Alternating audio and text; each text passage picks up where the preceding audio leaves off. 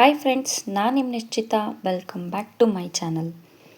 ನಾನು 2 ಚಾನಲ್ ಅದಾವು. ಒಂದು ನಿಶ್ಚಿತ MS ಲಾಗ್ ಚಾನಲ್, ಇನ್ನೊಂದು ನಿಶ್ಚಿತ MS ತಿನಿಸುಕಟ್ಟೆ ಚಾನಲ್. 2 ಚಾನಲ್ನು ಸಬ್ಸ್ಕ್ರೈಬ್ ಮಾಡ್ಕೊಂಡು ವೀಡಿಯೋಸ್ನ ನೋಡಿರಿ, ಶೇರ್ ಮಾಡಿರಿ, ಲೈಕ್ ಮಾಡಿರಿ. ಇವತ್ತಿನ ರೆಸಿಪಿ ಒಳಗೆ ಈವ್ನಿಂಗ್ ಸ್ನ್ಯಾಕ್ಸ್ ಅಂಥೇಳಿ ಡಿಲಿಷಿಯಸ್ ಆಗಿರುವಂಥ ಕ್ವಿಕ್ ಆ್ಯಂಡ್ ಈಸಿಯಾಗಿ ರೆಡಿ ಆಗುವಂಥ ಬಜ್ಜಿ ಮಾಡೋ ರೆಸಿಪಿನ ತೋರಿಸಾತೀನಿ.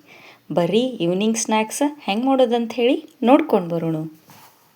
ಫಸ್ಟ್ ಒಂದು ಮಿಕ್ಸಿಂಗ್ ಬೌಲಿಗೆ 1 ಬೌಲ್ನಷ್ಟು ನಾನು ಅಂದರೆ 1 ಕಪ್ನಷ್ಟು ಗಟ್ಟಿ ಮೊಸರನ್ನು ತೊಗೊಂಡಿನಿ.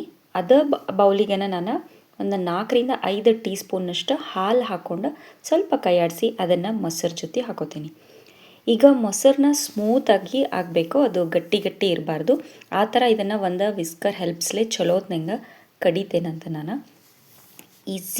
ಈಸಿಯಾಗಿ ಭಾಳ ಟೇಸ್ಟಿಯಾಗಿ 5 ನಿಮಿಷದಾಗನ ಬಜ್ಜಿ ರೆಡಿಯಾಗಿಬಿಡ್ತಾವೆ ನೋಡಿರಿ. ಸೊ ಮೊಸರನ್ನ ಸ್ವಲ್ಪ ಕಡ್ಕೊಂಡಾದ್ಮೇಲೆ ಯಾವ ಕಪ್ಲೆ ಮೊಸರು ತೊಗೊಂಡಿದ್ದೆಲ್ಲ ಅದೇ ಕಪ್ಲೆನ 1 ಕಪ್ನಷ್ಟು ನಾನು ಮೈದಾ ಹಿಟ್ಟನ್ನು ತೊಗೊಂಡೀನಿ.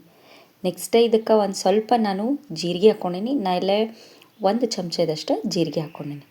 ಆಮೇಲೆ ಒಂದು 2ರಿಂದ 3 ಚಿಟಿಕೆ ಅಷ್ಟು ಇದಕ್ಕೆ ಸೋಡಾನ ಹಾಕೋತೀನಿ. ನೆಕ್ಸ್ಟ್ ರುಚಿಗೆ ತಕ್ಕಷ್ಟು ಉಪ್ಪನ್ನು ಹಾಕ್ಕೊಳ್ಳೋಣಂತ. ಜಾಸ್ತಿ ಇಂಗ್ರೀಡಿಯೆಂಟ್ಸ್ ಇಲ್ಲ, ಈಸಿ ಆ್ಯಂಡ್ ಕ್ವಿಕ್ಕಾಗಿ ರೆಡಿ ಆಗ್ತೈತಿ. ಈಗ ಒಂದು ಸ್ಮೂತ್ ಬ್ಯಾಟರ್ ಆಗಬೇಕು, ಭಾಳ ಗಟ್ಟಿ ಆಗಬಾರ್ದು, ಭಾಳ ನೀರಾಗಬಾರ್ದು. ಸಾಫ್ಟಾಗಿ ನಮ್ದು ದೋಸೆ ಹಿಟ್ಟಿನ ಹದ ಹೆಂಗಿರ್ತೈತಲ್ಲ ಆ ಥರ ಇದನ್ನು ಬ್ಯಾಟರ್ನ ರೆಡಿ ಮಾಡ್ಕೋಬೇಕು. ಈ ಸೈಡ ನಾನು ಹಿಟ್ಟು ಕಲಿಸ್ಕೊಳತ್ತೀನಿ, ಇನ್ನೊಂದು ಸೈಡ ನಾನು ಎಣ್ಣೆನ ಕಾಯಿಸ್ಕೊಳಕಿಟ್ಟೀನಿ. ಚಲೋತ್ನ ಹಿಂಗೆ ಫಾಸ್ಟಾಗಿ ಬೀಟ್ ಮಾಡೋರ ಥರನ ಇದನ್ನು ಹಿಟ್ಟನ್ನು ಕಲಿಸ್ಕೊಳ್ಳೋಣಂತ. ಗೆಸ್ಟ್ ಅದು ಬಂದಾಗ ಈಸಿ ಆ್ಯಂಡ್ ಕ್ವಿಕ್ಕಾಗಿ ಬರೀ 5 ಮಿನಿಟ್ಸ್ನಾಗನ ಬಜ್ಜಿ ರೆಡಿ ಆಗಿಬಿಡ್ತಾವೆ ನೋಡ್ರಿ. ಭಾಳ ಕಡಿಮೆ ಇಂಗ್ರೀಡಿಯೆಂಟ್ಸ್ ಮತ್ತು ಟೇಸ್ಟು ಕೂಡ ಅಷ್ಟು ಅಲ್ಟಿಮೇಟಾಗಿರ್ತಾವೆ. ನೀವು ಬೇಕಿದ್ರೆ ಕೊಬ್ಬರಿ ಚಟ್ನಿ ಜೊತೆ ಸರ್ವ್ ಮಾಡಿರಿ, ಇಲ್ಲ ಟೊಮೆಟೊ ಸಾಸ್ ಜೊತೆ ಸರ್ವ್ ಮಾಡಿರಿ. ಬ್ಯಾಟರ್ ರೆಡಿ ಆಗೈತಿ, ಎಣ್ಣೆನೂ ಕಾದೈತಿ. ಬರೀ ಡಿಲಿಷಿಯಸ್ ಆಗಿರುವಂಥ ಈವ್ನಿಂಗ್ ಸ್ನ್ಯಾಕ್ ಬಜ್ಜಿನ ಡೀಪ್ ಫ್ರೈ ಮಾಡ್ಕೊಂಡು ಬರೋಣಂತ. ಎಣ್ಣೆನ ಚಲೋತ್ನಂಗೆ ಕಾಯಿಸ್ಕೊರಿ. ಆಮೇಲೆ ಫ್ಲೇಮ್ನ ಮೀಡಿಯಮ್ ಮಾಡ್ಕೊಂಡು ಜಸ್ಟ್ ಈ ಥರ ಹಿಟ್ಟು ತೊಗೊಂಡು ಬಜ್ಜಿ ಥರ ಬಿಟ್ಕೊಳ್ಳೋಣಂತ.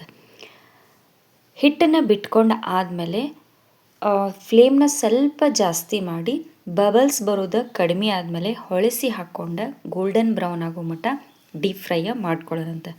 ಇವು ಒಂದಕ್ಕೊಂದು ಅಂಟ್ಕೊಂಡ್ರೂ ಏನೂ ಪ್ರಾಬ್ಲಮ್ ಇಲ್ಲ. ಡೀಪ್ ಫ್ರೈ ಆದಮೇಲೆ ಅವು ಬಿಟ್ಕೋತಾವೆ. ಸೊ ನಾನು ಎಲ್ಲ ಕಡೆನೂ ಹಿಟ್ಟು ಬಜ್ಜಿ ಥರ ಬಿಟ್ಕೊಂಡು ಆಮೇಲೆ ಕಂಪ್ಲೀಟಾಗಿ ಬಬಲ್ಸ್ ಬರೋದು ಕಡಿಮೆ ಆದಮೇಲೆ ಡೀಪ್ ಫ್ರೈ ಮಾಡ್ಕೋತೀನಂತ. ಕಂಪ್ಲೀಟ್ಲಿ ಬಬಲ್ಸ್ ಬರೋದು ಕಡಿಮೆ ಆಗೈತಿ. ಈಗ ನಾನು ಇವನ್ನ ಹೊಳಸಿ ಹಾಕೋತೀನಿ. ನೋಡಿಲ್ಲ ಯಾವ ಥರ ಜಾಯಿಂಟ್ ಆಗ್ಯಾವು. ಇವ ಲಾಸ್ಟಿಗೆ ಬಂದು ಎಲ್ಲನೂ ಬಿಟ್ಕೋತಾವೆ, ಸ್ಮೂತಾಗಿ ಬಿಟ್ಕೋತಾವೆ. ಭಾಳ ಸ್ಟ್ರಗಲ್ ಏನು ಮಾಡಬೇಕಾಗಿಲ್ಲ. ಸೊ ಇವನ್ನ ಗೋಲ್ಡನ್ ಬ್ರೌನ್ ಆಗೋ ಮಟ್ಟ ಡೀಪ್ ಫ್ರೈ ಮಾಡ್ಕೊಂಡೀನಿ ನೋಡಿರಿ. ಈಗ ಬಜ್ಜಿ ಟೇಸ್ಟ್ ಮಾಡೋಕ್ಕೆ ರೆಡಿ ಆಗ್ಯಾವು. ಇವನ್ನ ಒಂದು ಟಿಶ್ಯೂ ಪೇಪರ್ ಮೇಲೆ ತಗೊಂಡು ಸಾಸ್ ಜೊತೆ ಅಥವಾ ಕೊಬ್ಬರಿ ಚಟ್ನಿ ಜೊತೆ ಸರ್ವ್ ಮಾಡಿರಿ. ಈಸಿ ಆ್ಯಂಡ್ ಕ್ವಿಕ್ಕಾಗಿ ಒಂದು ಸೈಡ್ ಚಹಾ ಮಾಡೋಕ್ಕಿಟ್ಟು ಇನ್ನೊಂದು ಸೈಡ್ ಬಜ್ಜಿ ಮಾಡಿದ್ವಿ ಅಂದರೆ 2 ಎಟ್ ಎ ಟೈಮ್ ರೆಡಿ ಆಗಿಬಿಡ್ತಾವೆ ನೋಡಿರಿ. ಅಷ್ಟು ಕ್ವಿಕ್ಕಾಗಿ ರೆಡಿ ಆಗ್ತಾವೆ, ಅಷ್ಟು ಟೇಸ್ಟಿಯಾಗಿ ಬರ್ತಾವೆ. ಬರೀ ಡಿಲಿಷಿಯಸ್ ಆಗಿರುವಂಥ ಈವ್ನಿಂಗ್ ಸ್ನ್ಯಾಕ್ ರೆಡಿ ಆಗ್ಯಾವು. ಒಂದು ಸರ್ವಿಂಗ್ ಪ್ಲೇಟಿಗೆ ಸರ್ವ್ ಮಾಡ್ಕೊಳ್ಳೋಣಂತ. ಸೊ ಫ್ರೆಂಡ್ಸ್, ನಾನು ಮಾಡಿದಂಥ ಈಸಿ ಆ್ಯಂಡ್ ಕ್ವಿಕ್ಕಾಗಿ ಅಷ್ಟು ಟೇಸ್ಟಿಯಾಗಿರುವಂಥ ಈವ್ನಿಂಗ್ ಸ್ನ್ಯಾಕ್ಸ್ ಬಜ್ಜಿ ರೆಡಿ ಆಗ್ಯಾವ ನೋಡ್ರಿ.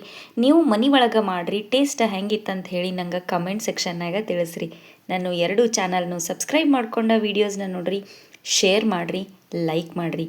ನೀವು ನನ್ನ ವಿಡಿಯೋನ ಲೈಕ್ ಮಾಡೋದ್ರಿಂದ ನನ್ನ ವೀಡಿಯೋಸ ಭಾಳಷ್ಟು ಜನರ ಮಟ್ಟ ರೀಚ್ ಆಗ್ತಾವೆ ನೋಡ್ರಿ. ನನಗೆ ಸಪೋರ್ಟ್ ಮಾಡಿರಿ. Thank you.